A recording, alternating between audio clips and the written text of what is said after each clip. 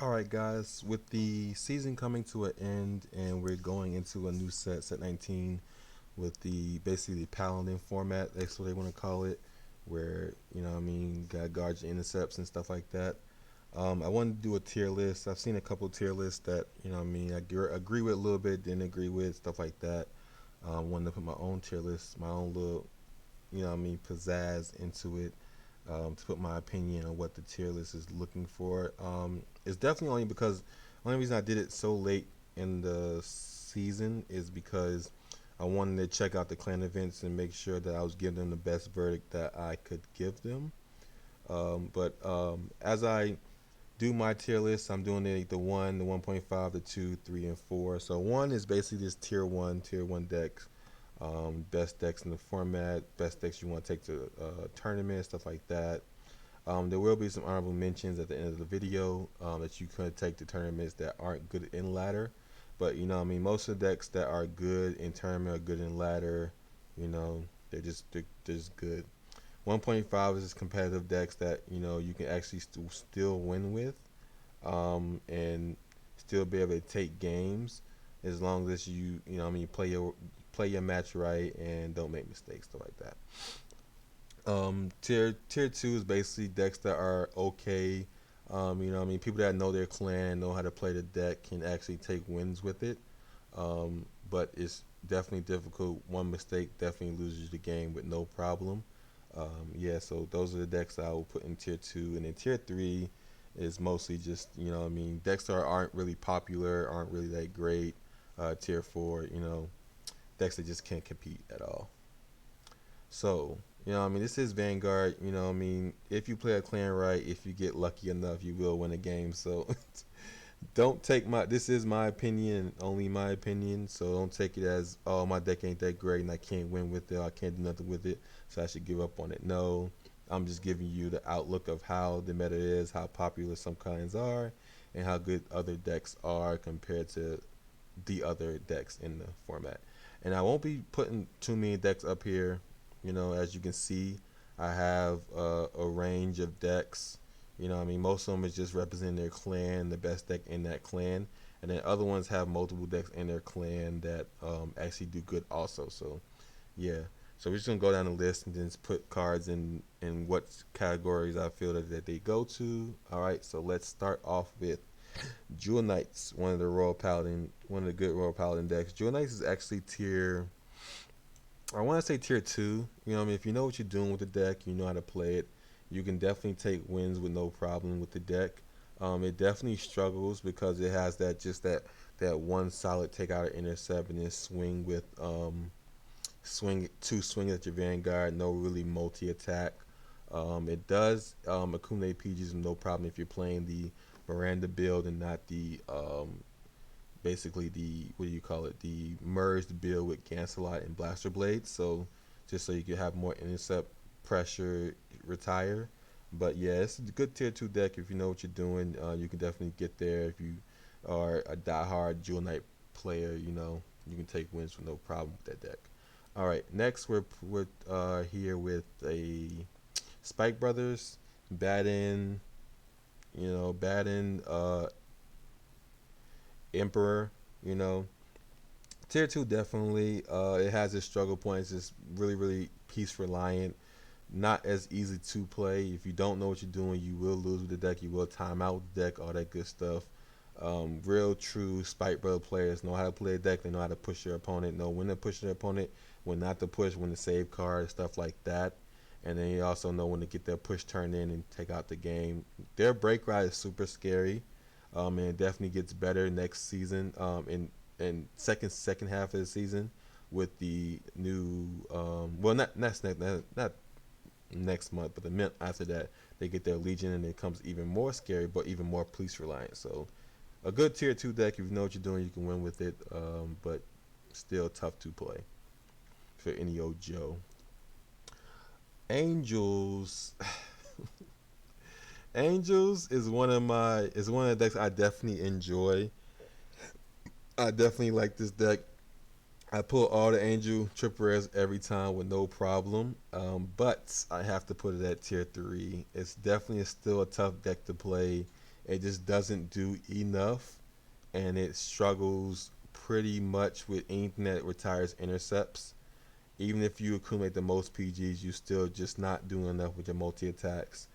Everything having to hit is definitely a struggle for it to create aggression, and then everything retiring intercepts helps stops it from being able to defend itself. So definitely a tier 3 deck, just doesn't do as much as all the other decks, but it's still a good deck, still fun, still enjoyable to play. Blouse is actually 1.5. I put that Blouse in 1.5 mostly because not only did it get really high in a tournament, it also is just still a scary deck to play against. It's not as police reliant as all the other multi attack decks, but it allows it to able to search its pieces when it needs it with the starter. If you can't get rid of starter fast enough, they will get their pieces. They will get PGs to protect themselves, and they just ride that break ride and just ruin your life with 4 damage. At least 4 damage they need to just finish the game very fast, very quick. So definitely a really good deck. 1.5. Still gets there in tournaments, stuff like that. Grand Blue definitely tier 4. Definitely a hard deck to play, and if you can play it right, I don't think you will be able to get the win. It just literally just does not do enough. Clan event decks are the most like non-popular decks that people do not not the majority enjoy playing. So it might be fun to some players, but just the majority doesn't wouldn't pick it out of a role. So it doesn't get the most support. It doesn't get the best treatment to it. But hopefully in Legion it gets better. We'll see. Mega Colony, definitely a tier 2 deck. Definitely good at what it does by taking away your opponent's cards out of their hand, paralyzing the Vanguard, making them waste resources that they need to play. Definitely a good deck. If you know what you're doing, if how to play it, you can definitely take wins with that with no problem. It definitely still struggles like everybody else struggles keeping up defense with intercepts, because most of the decks in the in the area or in the meta can just take out intercepts with no problem. Seekers, Gold Paladin, Raging Form Revengers, Impalement, just swing at them, stuff like that. Kaiser, definitely tier 4, definitely not that popular. Super Rebels is everyone's love, but it's just as a deck is just not does not get there enough. Swing with a crit is all nice and dandy, but when you can't get past your opponent's intercepts and plus enough to keep your engine going, it definitely makes it hard for you to actually get those combos in. Even with the buff to what's his name, the Great One, it's still not enough. It's still not enough. DDR with Novell is, I want to say it's definitely still a tier 3 deck. Novell is nice to take out heal triggers. Stop 6 damage heals. This being able to basically retire your opponent's board, all his boosters, for it to be able to basically multi attack. It's just mostly just it just sits in the back of Novell and tries to take games. It's just right now in Legion, it's just not strong enough to keep up. I did put it in here because anything with Novell can actually get the game won. It's just it will struggle. So Neo Nectar definitely a tier 3 deck. It has a crit pressure. It has a little combo where you just self damage your way and swing at your opponent with 3 or 4 crit. But during Legion, it's not as great because no one cares about limit break denying. Damage denying is the one thing. It just doesn't fare well. It doesn't keep up the pressure. But damage denying during limit break was a lot better, but it still wasn't keeping up with the job. It's mostly all the other skills is mostly just downgraded Gold Paladin skills, so definitely tough to keep up right now. But next season or next month, second season, we will be getting the Legion, and hopefully it will make things a little bit better for it. Gold Paladin Ezel. Azul is definitely a good tier 2 deck. As long as you know what you're doing with it, you can definitely damage your opponent a lot better than Neonectars can. You're counter charging, you're calling intercepts with the grades of ease for a low counter blast, swinging at your opponent with 3 crit every turn. You're making it really hard for them to defend themselves, and you can be able to take out intercepts with the spirits if you do play that kind of build. But yeah, so it's a good tier 2 deck. You can definitely take wins with no problem if you just know what you're doing and you make your plays the right way. Battle Sisters. Battle Sisters actually is tier 4. Not as good. I tried playing a couple of games with it just so I can get that extra voucher. I just need like 2 more games, but I just can't get there. It just doesn't do enough. Hopefully next set with the Battle Sisters Legion, it might give it a little boost to actually get there and actually hit that peak so it can actually perform in zero. But right now it's just not enough. It's definitely not strong enough. Gold Paladin. Gold Paladin is definitely still tier 1, even with the new Legion meta. Even with the new Legion support, Gold Paladin still do Gold Paladin things, deck filtering into triggers. BBL is still a great card um, with the counter charger, retiring intercepts. Ganslot still a very good multi attacker to end games. You have your Garmar to protect yourself from intercept and not retire. It has its defense, it has its offense. It's just so good, and then it even gets better next season when it has the Legion and is able to put their triggers back. So yeah, still tier 1. Gonna be tier 1 for a while until Kagura and Lijo come out. Yeah. So Murakumo, one of my favorite clans, one of them. Definitely tier 3, just doesn't do enough. Hibiki definitely didn't push it over the top where it needs to be. Hopefully the Legion helps it, but it just, the offense is not strong enough and definitely doesn't have defense even with the Shurikis. Brawlers is actually tier 1.5. It actually is a really good deck. It still struggles with like defense and gaining card advantage. When you run out of cards, it's definitely hard for you to keep up. It definitely is a good counter against the Paladin decks because even if they have Garmor protecting them, Big Bang actually swings at the intercepts, so there's no protecting them, and then you can able to take games that way. So it's a really good tier 2 1.5 deck. Good to take the tournaments, especially when Paladins are the most popular decks. Everyone's gonna be playing those. You can just drop a Brawlers on them and take them out pretty quickly. Yeah, one of my favorites. Uh, Neo Nectar. I mean, not Neo Nectar, but Great Nature. I have the the reverse on here, but this is mostly Tester Fox. I don't know why I chose the reverse as the icon, but reverse. I mean, not reverse, but Tester Fox. It's pretty good. I wouldn't say it's bad. It definitely can take games as long as you know what you're doing. Like I said, in all tier 2. It definitely struggles. People actually figured out how to play again around Tester Fox, and a lot of people are going to double rare to make their real clean, hard plays, but it's still not strong enough. He still doesn't. It's hard for it to take games. Definitely a tier 2 deck. Seekers, not Seekers, but Sanctuary of Light. Sanctuary of Light is actually, I want to say, yeah, I'm sorry, I'm going to have to put it at tier 2. It's tier 2 because I don't see it. I do not see it. I don't see how people are, able to get anywhere with this deck if they are.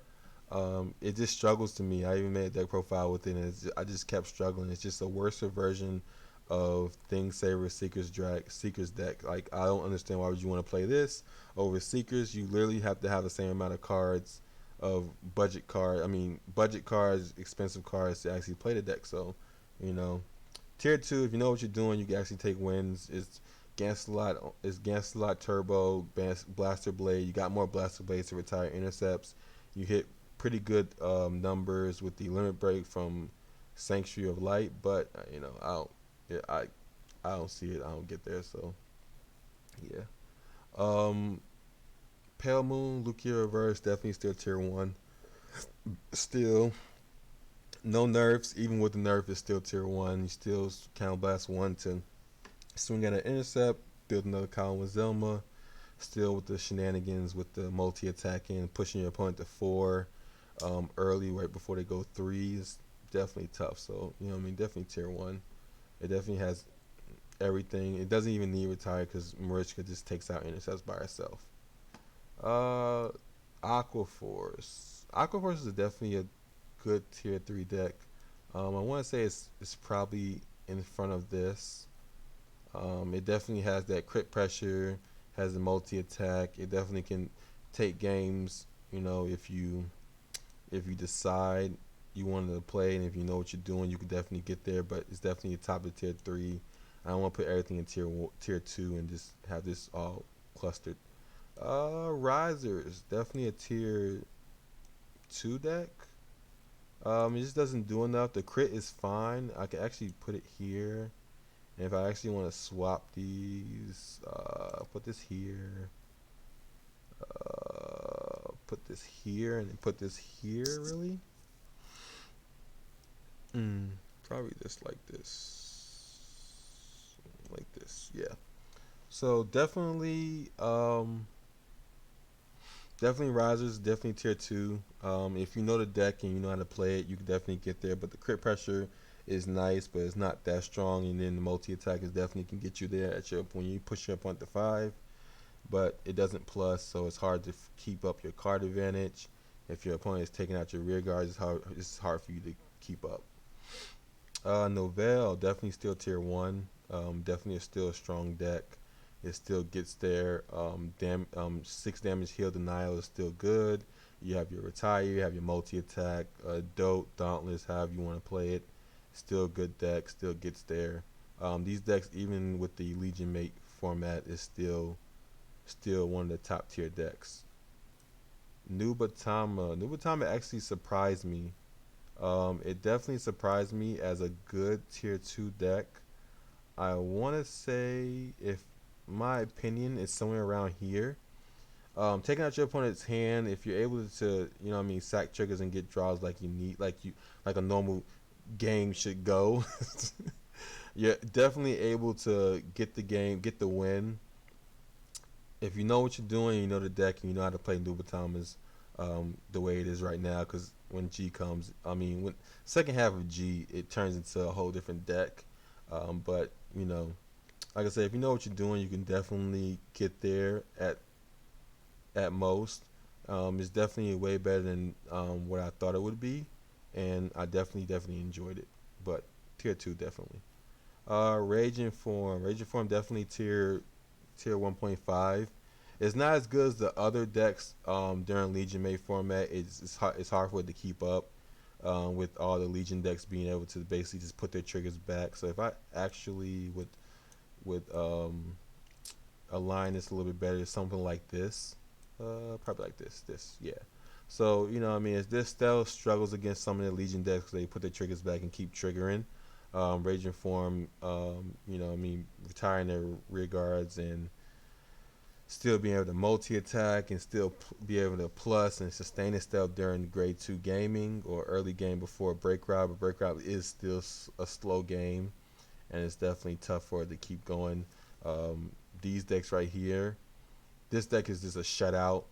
Once it hits its limit break, this deck right here is just doesn't even care about its limit break, and this deck right here just does everything. So it's tough to keep up with those. But it will be getting the Shadow Paladin Legion, so it will be up there in tier 1 once that comes out tomorrow. So right now it's tier 1.5. It's still a good deck. It's still strong. It still will get you those wins, especially during tournaments. But it's just not at the caliber of these decks. DI Reiji, you know, I would say it's a tier 3 deck. It has Legion coming out next set, but I don't think it makes it any better. We haven't heard any buffs that is coming to for G. This is actually getting a buff, making it a little bit better, knocking the card out the hand. It's pretty nice. What else? There's other decks that are getting buffs. So Maybe it'll get a buff somewhere and make it a little bit better. But right now it's tier 3. It just doesn't do enough. The crit pressure is not enough, and no one's worried about limit break. So besides like what this deck right here, and maybe this deck. So yeah. Ritz actually is a pretty good deck. Um, it's not popular at all, but it's a fine deck to take the tournament. I do say. Multi attack plus crit is pretty good. If I would say, it's probably at the top of tier 2. I didn't want to clog this up, but it's definitely can definitely take games. It's definitely one of my honorable mentions with the best deck to take to the spring circuit format. But I think I haven't seen it really much. I haven't seen it at all actually on ladder the last 2 seasons. So it definitely gets better during set 20 with the Legion format. I mean Legion coming in, being able to search PGs basically, and it's still being played in tournaments now at the summer circuit for JP. So yeah, right now it's tier 2, but it will definitely get back up there to around tier 1.5, a good tournament deck. Um, Chaos is still good. It's still good until maybe next set, or yeah, maybe next set. Is Chaos is still good. It definitely got a buff during G, so I mean, it's definitely gonna be up there, but it will struggle against golds. It will struggle against a lot of multi attack decks that have restanding vanguards. Really, that I mean, makes it a little bit of a struggle. Gold Paladin have the unlocker, but it's not that reliable. But it definitely can take games. A lot of decks aren't playing the unlocker, so you can definitely, if you really I mean, pace yourself and do what you're supposed to do, you could definitely take a game with Chaos Breaker, and with the buff it's coming with before G, is definitely going to be strong. All right, and this Seekers, pure Seekers, basically, Ganslot Shenanigans. This is one of the tier 1 decks. I don't know which one's better here. They both do at most the same thing. It's just this does this a little bit better.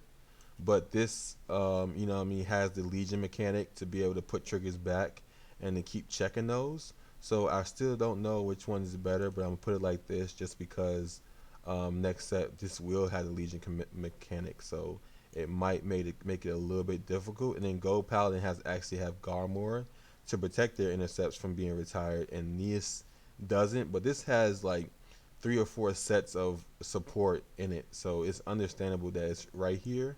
And when Alfred comes out, it will definitely help this deck, making it a good stuff royal deck. Tsukiomi is definitely a good tier 1.5 deck. It's good going to tournaments, not really good on ladder. What I mean, I just put it up here because a lot of people do take this to tournaments, and they do very well with it. So what I mean, I can't shut it out just because it's it's a set 2 deck. Kagero still plays the same cards from set 4, so yeah, not good on tournament. I mean, not good on ladder, but pretty good on tournaments. It's definitely a headache on ladder, being able to keep up with all those cards. Tachikaze definitely disappointed me. It's definitely at the bottom of tier 2.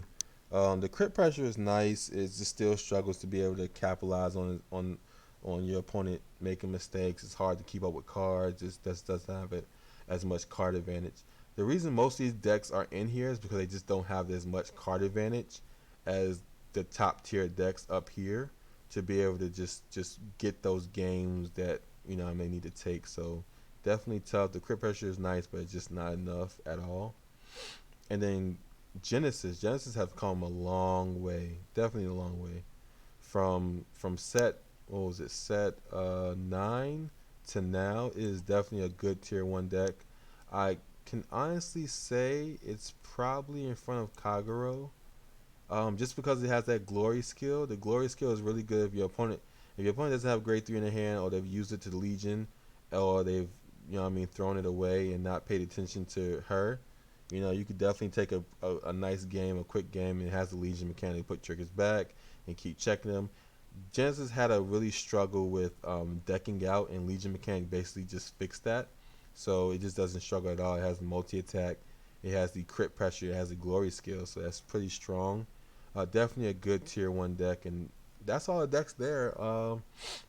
These are your best decks right here. It's the 5 decks. You still don't know which one is better than these two right here. We don't know which one's better with these two. Multi attack, glory skill. Kagero is still good. You know, I mean, 6 damage heal denying is tough to get past. You know, so yeah. And then you just got whichever one with these three of being the best in that category. But this is my opinion. This is what I think the meta is. The meta will. It's still funny because the meta is going to change next set into the paladin format. So it's like, well, it's going to be like these 3 decks in on top. This is going to get a nerf more than likely, and it's just going to be these 3 decks with that right there. This is probably going to go to tier 1.5, and it's just going to. It's really next set is definitely going to shake up the meta. So, and I'll bring out a tier list on that one too, probably at the end of that season, end of the first season, to show what everybody's doing. Most of these icons are definitely going to change, but like I said, you know, if you don't agree with my opinion, put in the comment below. Tell me what cards you felt like you would have been better at a different slot. Everyone's opinions matter, and you know, being a community, be able to talk about their each other's opinions, and being able to add in information that people don't see or other people haven't seen in their own experiences, definitely makes a good community to be able to just come together and get the best knowledge to play this game. So yeah, you know, like, comment, subscribe at the bottom. You know, tell me what you felt would have been a little bit different, and tell me what you agree with. You know, and yeah, that's it. Any support is appreciated, and I'm out. Peace.